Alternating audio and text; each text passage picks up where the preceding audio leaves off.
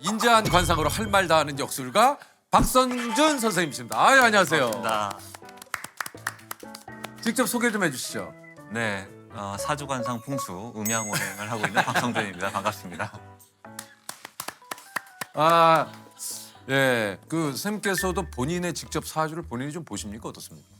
뭐 일진같이 매일의 운을 보는 건 아니지만 아, 그건 아니지만. 전체적으로 큰 흐름과 순환은 보는 것 같아요. 그게 좀 어떻습니까? 본인이 보는 거에 본인이 좀 잘 맞던가요? 조금 될 때와 멈출 때는 큰 흐름은 좀 맞는다는 생각이 좀 들었습니다. 큰 흐름은. 네. 아니 좀 이 일을 하시면서 뭐 여러 가지 어려운 일들이 많겠지만 가장 좀 힘든 점은 뭐가 좀 있을까요? 제가 이제 그 사람의 얼굴이나 태도나 사주 같은 걸 보고 판단을 하게 되는 거니까 쉽게 그 사람을 판단하고 호불호가 강하게 좋고 나쁨이 정해지는 부분이 스스로 인간관계를 좀 좁히는 부분이 좀 있는 것 같기도 합니다. 그렇구나. 이게 이제 또 그런 것도 좀 있으시다 그래요. 누구를 만나든지 다른 일로 업무적인 일로 만나도 끝은 사주 얘기로 끝이. 아니 그러실 것 같아. 이제는 뭐 얼굴도 너무 많이 알려주셔가지고. 그러니까요. 만나면 늘 물어보는 결론은 자신에 대한 궁금증인 것 같아요. 그래서 이제 심지어는 뭐 이런 방송이나 강연이나 뭐 컨설팅을 할 때 네. 사전 미팅을 굳이 안 해도 되는데 하자마자 사전 미팅을 하면 굳이 이렇게 할 이유가 없는데 네. 보면 이제 결국은 이제 제가 고민이 있다. 이 부분은 어떨지 이제 상담으로 가는 경우가 상당히 많습니다. 어떤 때는 근데 보자마자 얘기를 좀 해주고 싶은 분들도 있죠.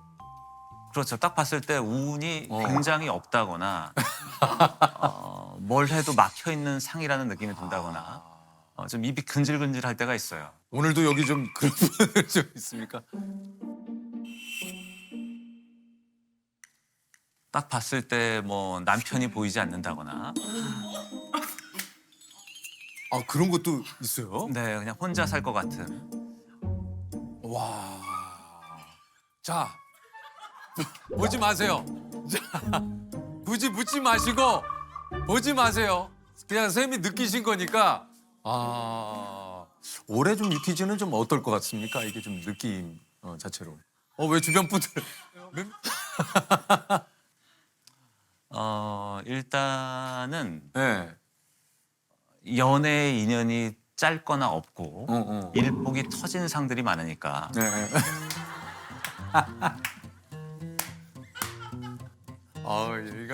얘기가 충격적이네. 연애 운이 없고 일복이 터진 분들이 여기 많아요. 딴짓 안 하고 어. 딴짓 못 하고 일만 할 거니까. 안 하는 게 아니라 딴짓을 못 하고. 네.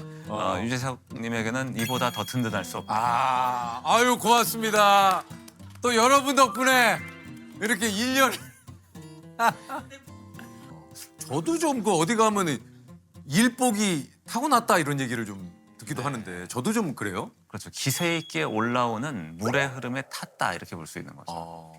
네. 그러니까 기세 있게 올라오는 명리의 대운과 세운을 타서 얼굴을 이겨냈다. 나 정말 진짜 아니 그냥 일복을 타고났다 그랬지 얼굴을 이겨냈다는. 어쨌든 그래서 일복은 타고났다 그런 얘기신 거예요? 결국은 일복이 있다. 결국은 일복이 있다. 알겠습니다. 아니 좀 그 직업병 같은 거 좀 있으십니까? 사람을 볼 때 사실 눈을 보고 좀 얘기를 해야 되는데 그렇죠. 얼굴을 좀 뜯어보는 습관이 있어요. 저도 준 거예요. 아니 저는 많이 보셨는데 왜 뜯어보세요? 아니 저는 많이 봤는데 왜 뜯어보시냐고요 지금. 볼 때마다 새로운 거.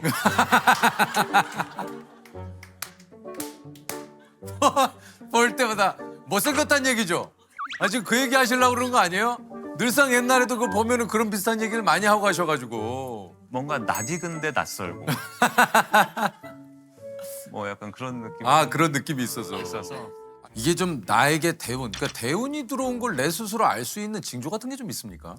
운이 좋을 때는 주변 사람들이 많이 바뀌는 것 같아요. 그래요? 네, 사람이 바뀌고 퇴사를 하게 된다거나 음. 이혼을 하는 것도 반드시 나쁜 건 아니거든요. 아 그래요. 네, 새로운 운이 들어올 때 이혼하는 경우도 있으니까. 아, 근데 또 이 얘기 들으시고 지금 고민하시던 분들이 아 그래. 그리고 내가 관심 갖는 분야가 좀 달라진다거나 아하. 내가 돈을 쓰는 곳이 달라질 수도 있고 나라는 사람이 생각하는 어떤 것에 집중하고 싶다거나 명예욕이 생긴다거나 이런 식으로 심리 상태가 좀 많이 바뀔 수도 있고요.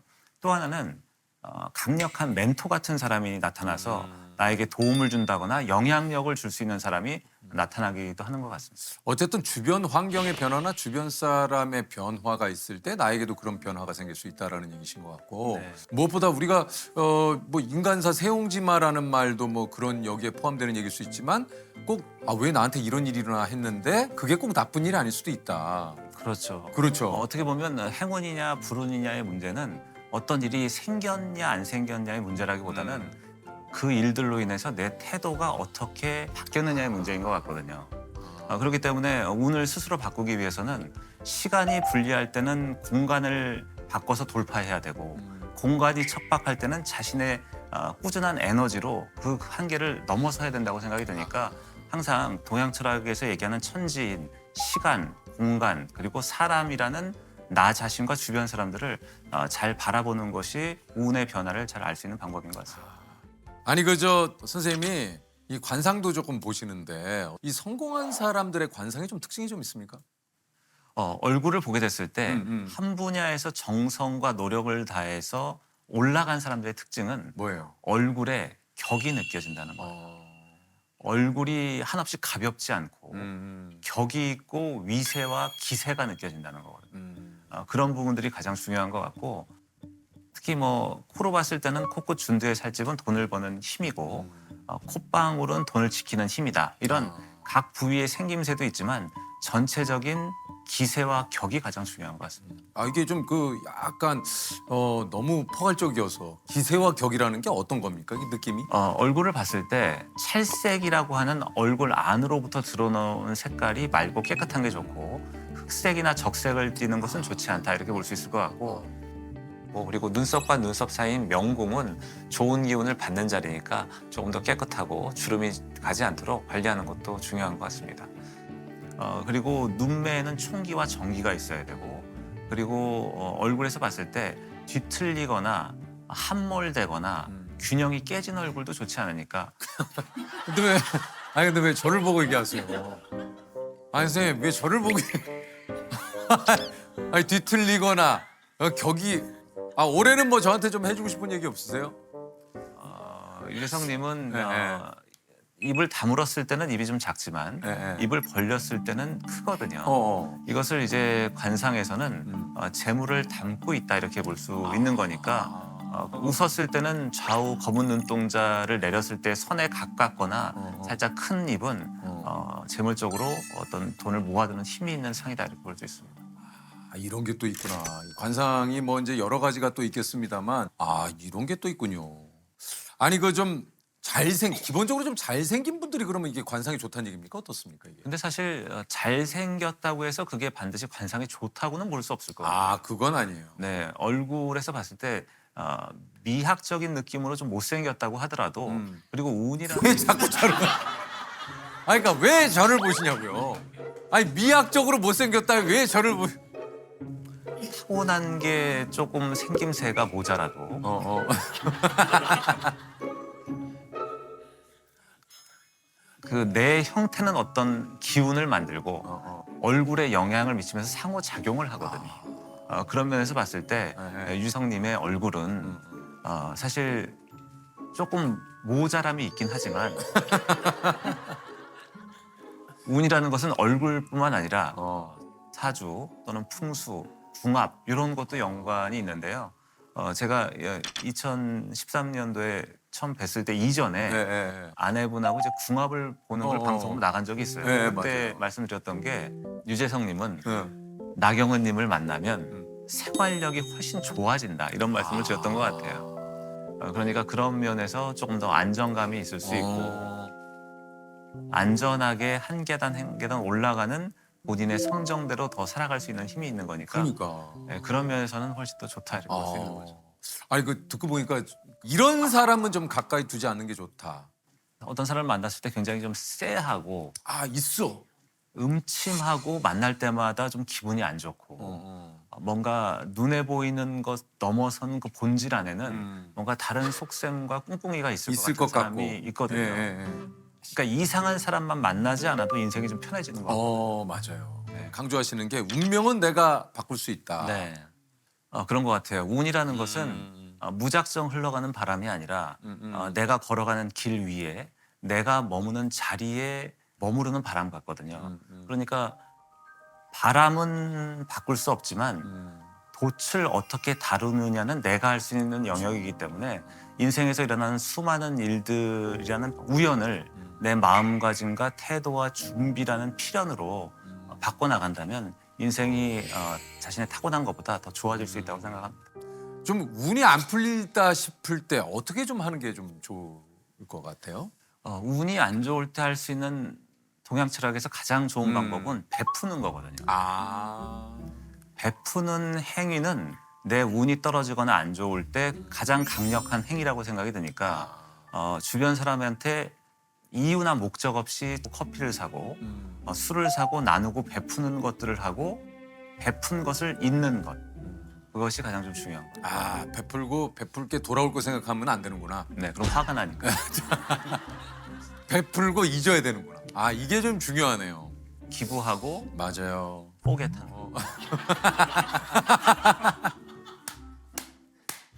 어떤 분들의 이제 사주를 봤을 때 사실 운이 없는 분들이 계세요.